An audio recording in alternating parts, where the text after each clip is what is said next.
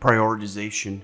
The ability to prioritize our workloads is absolutely a key ingredient to success. And we're going to talk here just for a few minutes about how we can prioritize and what the killer to prioritization can be within any organization. So please stand by. We're going to jump right into it. So prioritization is the ability to look at tasks, execution items that need to be accomplished and quickly decide what is more important than the other. Because the reality is that we only have so much time in any given day.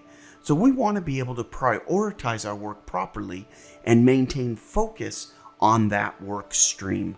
Now, the challenge to doing this is many folks are stuck in their inbox. They're stuck in what we call a discovery phase of what needs to be done.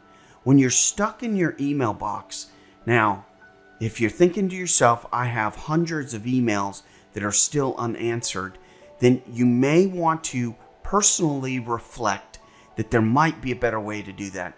Because the challenge with that environment is if I have 400 email in my inbox and message number 282 is from my boss and my boss needs something tomorrow, I want to make sure that I can get to that email message immediately.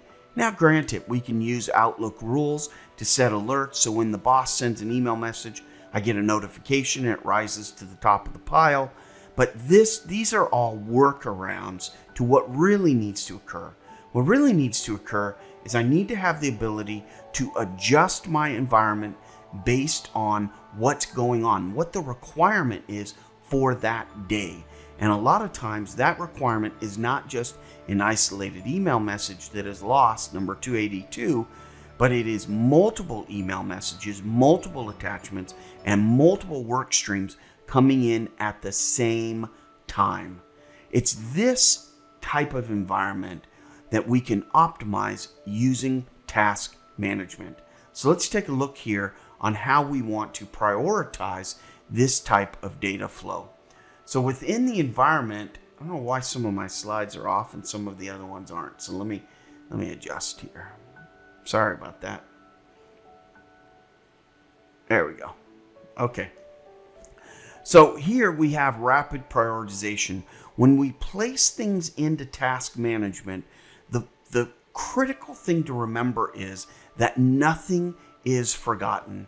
And I tell people, no task left behind, right? There are no tasks left behind when we are using task management. When we're getting through that email box immediately, and then we're moving things into that actionable state. Now, the reality is, because we are adjusting based on prioritization, we may not get to every single task today. And in fact, instead of having hundreds of email messages, we may have hundreds of undue tasks, but there's a difference. The difference is that every day I have the opportunity to reprioritize and assign specific key indicators to those tasks. So for example, I have the opportunity to adjust the date. I may look at an open task and it takes me just a minute. Again, going back to the strength of having a consistent format for the title, I can look quickly and see, oh, level of effort is 10. I can do that today. I've got 10 minutes in between meeting A and meeting B. Or my level of effort is 60. I'm going to need to push that till tomorrow because I just simply don't have the time. I can do that because I have the data right here in front of me in one place, consolidated. I could also, if there's a task that maybe has been assigned to me that others have been working on, I can quickly look at and maybe even reassign out, answer a question so that others can get to work as well. I can also look at prioritization. Now you see here, this screen is actually the My Tasks area, and it is prioritized by urgent, important, and medium. All of these things are key to understanding what it is that's really important for that day. How do I get started immediately that day on those tasks? And so I can adjust that by date and priority. I can also search by things called labels, assignments, and buckets. So for example, I may have the boss they may have a label called boss, and I may be able to sort by that label. Now, I don't have any labels to show here, but they would show up here, one of the two places, as a label. And you can color them so I can quickly see them, kind of like I see this tardy date here in red. I can do the same thing with the boss's labels. I believe they appear here, if I remember right.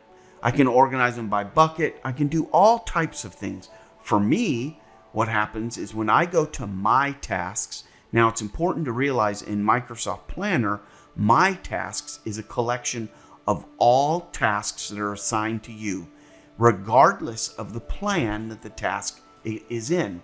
So for example, you can see here, I've got two plans, Lush and Personal, two different plans, and then these are in two different plans as well, two different or four different plans, but I'm being able to see all of them and search for all of them in one consolidated area.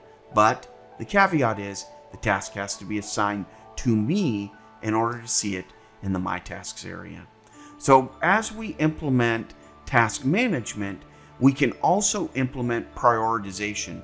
And prioritization allows us to make those key decisions, especially as leaders of organizations, to make those key decisions that focus our resources in the areas that need to be focused on immediately. Instead of just using a to-do list where we're just trying to get through the list, we're really actually doing this more proactively and managing our work streams.